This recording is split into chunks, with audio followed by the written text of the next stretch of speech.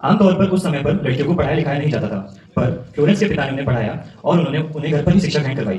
Florence बचपन से ही काफी धार्मिक प्रवृत्ति और दयालु स्वभाव की थी।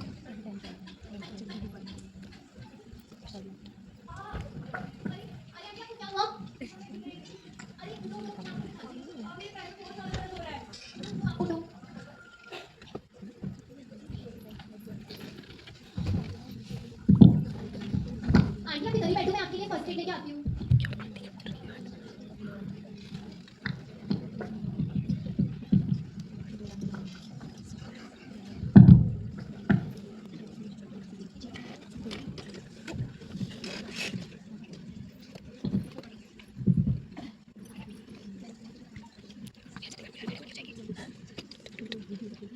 आइया कौन टीपी है?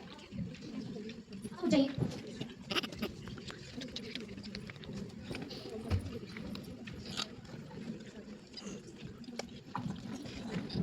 फ्लोरेंस, तुम ये सब क्या करती रहती हो? क्या तुम नहीं जानती कि हम एक रिच और प्रेस्टिजियस फैमिली से बिलोंग करते हैं और तुम्हें हमारे स्टेटस का बिल्कुल ख्याल नहीं है।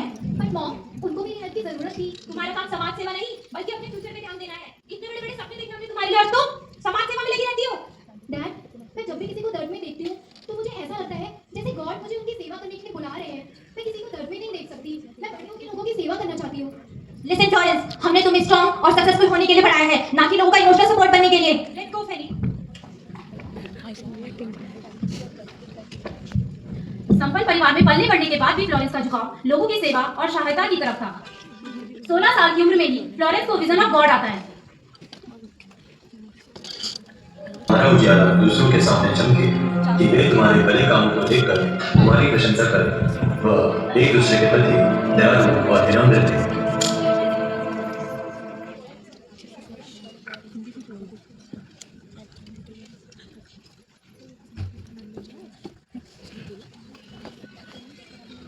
किशोरावस्था में ही उनके पिता उनके विवाह के लिए सोचने लगे।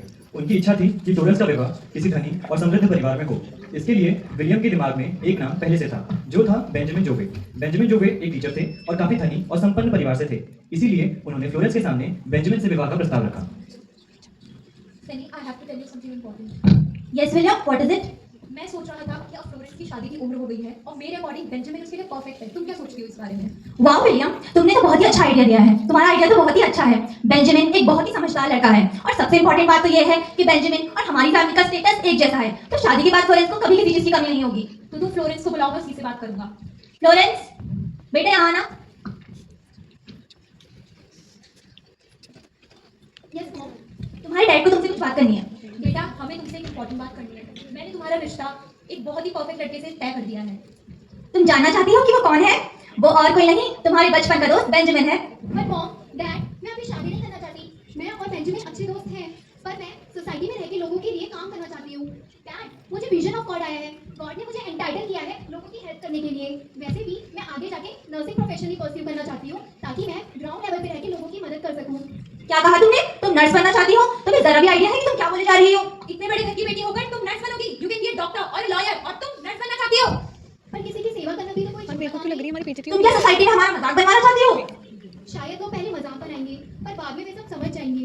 ओह God, what's wrong with this girl William? We could help her.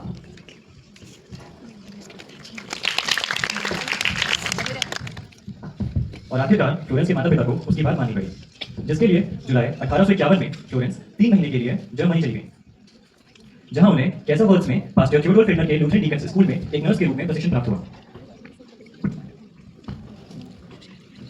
Florence ने अपनी नर्सिंग की ट्रेनिंग जर्मनी से ही की।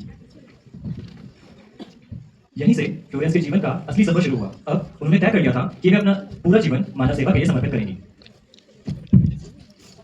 फ्लोरेंस ने लोगों की सेवा और अस्पतालों 22 अगस्त 1853 में उन्हें नर्सिंग सुपरिटेंडेंट एनएस का पद मिल गया, जहां पर वे 1854 से 1854 तक रहीं। उन्होंने मरीजों की देखभाल के लिए नियम बनाए और अस्पतालों की काम करने की स्थिति में सुधार लाया।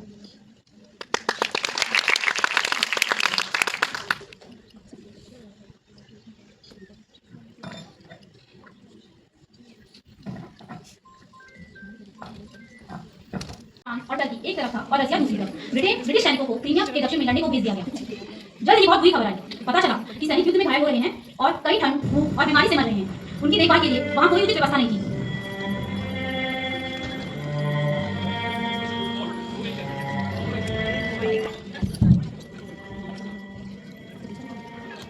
तुरंत मदद की जरूरत थी। Secretary general Sydney Herbert Florence को जानते थे। उन्होंने एक पत्र के माध्यम से फ्लोरेंस को नर्सेस साइकिल लेकर क्रीम में जाने को कहा।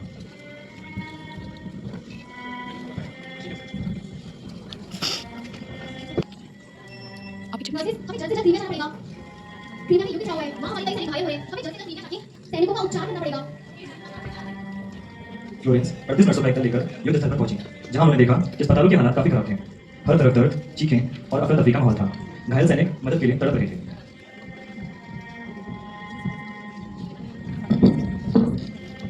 फ्लोरेंस ने सबसे पहले स्वच्छता और बेहतर चिकित्साई उपकरणों की व्यवस्था कराने पर ध्यान दिया। वहां जाकर फ्लोरेंस ने देखा कि अस्पतालों की स्थिति बहुत खराब थी। चारों तरफ गंदगी और इन्फेक्शन फैला हुआ था। घायल सैनिकों को ना तो साफ हवा मिल रही थी और ना ही साफ पानी। उस समय फ्लोरेंस ने हॉस्पिटल में वेंटिलेशन और साफ सफाई की व्यवस्था पर विशेष ध्यान दिया। उनका मानना था कि साफ हवा, साफ पानी और उचित जल निकासी रोगी को जल्दी स्वस्थ करने में मदद करती है। फ्लोरेंस दिन में ही नहीं बल्कि रात में भी घायल सैनिकों की देखभाल करती थी। इसी वजह से सैनिकों ने उन्हें लेडी विद द लैम्प कहना शुरू कर दिया।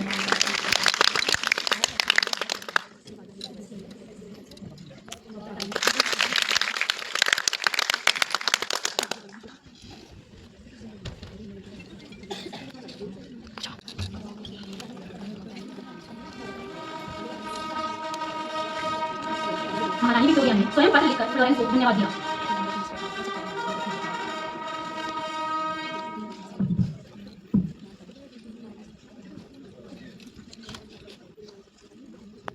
सन 1856 में फ्लोरेंस विक्टोरिया से मिलने महारानी विक्टोरिया से मिले फ्लोरेंस आई।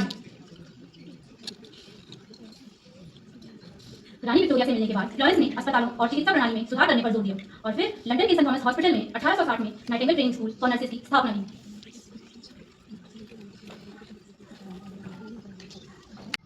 1883 में नाइटिंगेल को महारानी के द्वारा रॉयल रेड क्रॉस से सम्मानित किया गया और 1907 में वे ऑर्डर ऑफ मेरिट प्राप्त करने वाली पहली महिला बनी। और उन्होंने आगे चलकर नोट्स ऑन नर्सिंग नामक किताब लिखी, जो उनकी सर्वाधिक लोकप्रिय किताब बनी।